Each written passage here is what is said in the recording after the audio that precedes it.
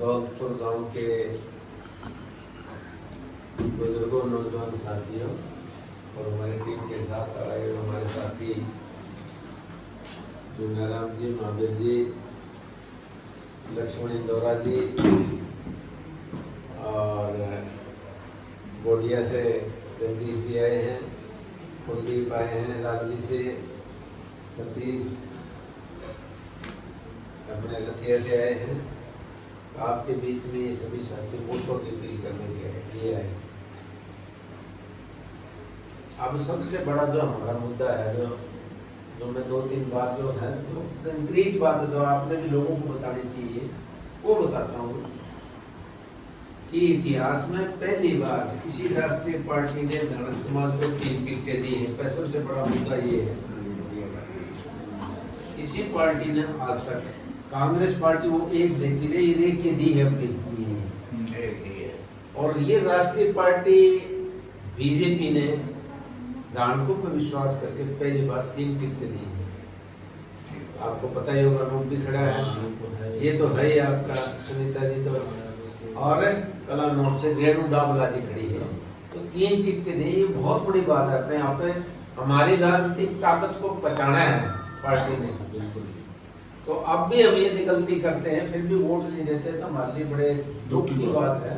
हमें मतलब जो है एक वोट भारतीय जनता पार्टी के डोर में डालना चाहिए, उनके प्रत्याशियों को जिताना चाहिए।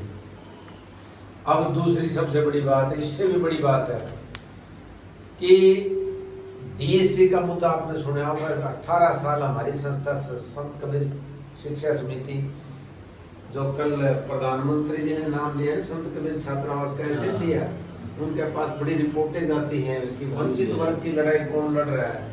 वो सारी रिपोर्टें इकट्ठी होती तब वहाँ जाती, तब कंपाइल होती है क्या डालना चाहिए इसके बारे में, तब डलती है। ऐसे डलती प्रधानमंत्री का भाषण अपने आप में बड़ी मायने रखता है। तो आपके 18 साल तक जो संत कबीर छात्रावास ने लड़ाई लड़ी, उसके साथ 36 बिरादरियां साथ थी। ये नहीं वाल्मीकि हमारे ज्यादा हैं, मैं आपकी जानकारी के लिए बताता हूँ, लेकिन वो भी हमारी संस्था के साथ जुड़े हुए थे। वो जितना भी फंड इकट्ठा करते थे उस संस्था को देते थे, हम आगे वकीलों को देते थे। इस तरह से एक सिस्टम बना हुआ है, चाहे ओड है, खटीक है, बाजीगर है, जितनी भी जातियां थी, सारा फंड आपकी छात्रावास के टीम के ऊपर इतना उनका विश्वास है, दूसरी जातियों का, कि वो सारा फंड वहाँ देते थे। वहाँ से हम अपनी पारदर्शिता एक चेक काट के उनको पेमेंट अपने वकीलों को देते थे। तो उस 18 साल की लड़ाई में 1 अगस्त को बड़ा फैसला आया 7 जजों का। सबसे पहले 18 में जब टूटा, 6 में टूटा, तो उसके बाद सुप्रीम कोर्ट, हाई कोर्ट में लड़े पहले, फिर सुप्रीम कोर्ट के पहले 3 जजों का लगा केस, फिर 5 जजों का लगा केस 2020 में, 14 में 3 जजों का लगा, 20 में 5 जजों का लगा। वो हमारी फेवर में थे, लेकिन उन्होंने एक बात कही, भाई जो है ना 5 जजों का फैसला हमारे खिलाफ, तो जब तक वो फैसला नहीं टूटेगा, वो बड़ी ही 5 जज से फालतू की होगी, बेंच वो ही तोड़ सकती है। तो 7 जजों की बेंच बैठी है।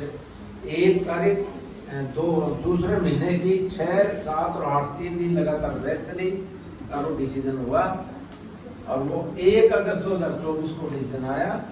और आते ही भारतीय जनता पार्टी की सरकार ने और अपना मोदी साहब ने अपना नायब सैनी जी ने तुरंत उसको लागू करने के लिए हमारी बात हुई, इसको लागू करो।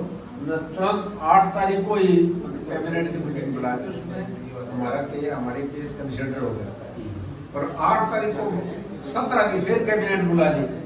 इसी दौरान 16 को आचार संहिता लगी, इलेक्शन की अचानक वो होगी, घोषणा होगी, तो भी 17 तारीख की उसमें 1 हफ्ते के अंदर एससी कमीशन से रिपोर्ट अप्रूव भी कर दिया, कैबिनेट ने अप्रूव भी कर दिया।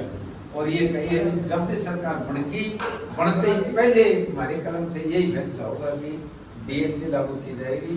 जैसे आपको पता है तो एडमिशन में तो इस सरकार 2020 में कर दी थी कबीर जयंती के ऊपर, आपको पता हो। अब जब एडमिशन बच्चे लेते हैं तो बटे हुए हैं, आधे हमारे होंगे, 50% में आधे वीक होते हैं। और इसी तरह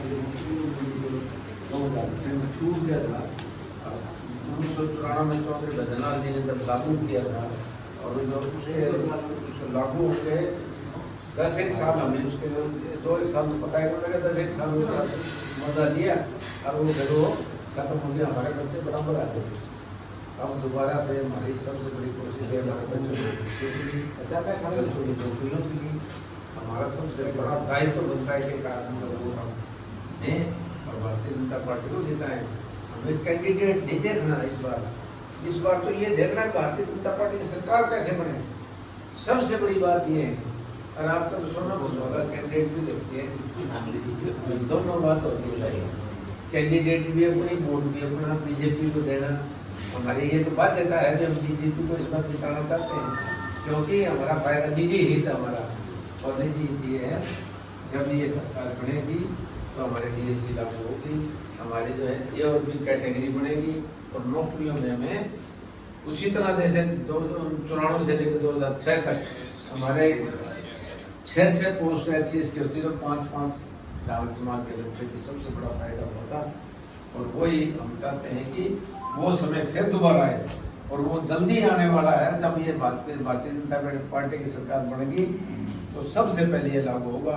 इसलिए मेरी हाथ जोड़ के निवेदन है, कोई अपना दुश्मन है, कोई थोड़ा नापांगा है, किसी को कोई आपस में तकलीफ है, बैठ के उसको मनाओ। और हमें इस बात को नहीं देखना भी सुनीता हमारी सुने को नहीं, हमारी ये बात नहीं करनी है। हमें इस बात को देखना कि भारतीय जनता पार्टी की सरकार कैसे बनेगी और उसके लिए हमें एक वोट भारतीय जनता पार्टी को देना पड़ेगा और उसका जिताना पड़ेगा और सरकार बनानी पड़ेगी, तो हमारी ये मांग लागू हो सकती है।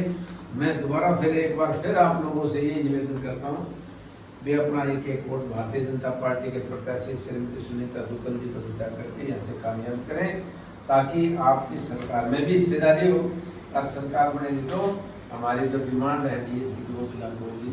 आपका बहुत बहुत धन्यवाद। आज हम यहाँ रतिया विधानसभा क्षेत्र के दौलतप्रिया गांव में हैं और हमारे साथ आप देख सकते हैं तमाम दानक समाज के लोग और हमारे और भी भाई लोग होंगे साथ में, जिनको मैं जानता नहीं हूँ। और यहाँ सबसे बड़ी बात यह है कि संत कबीर शिक्षा समिति छात्रावास के अध्यक्ष जोगीराम खुंडिया जी और झोड़ाराम बागड़ी जी, महावीर नागर जी और जगदीश सोलंकी जी और यहाँ के नाम, अपना नाम बताइए।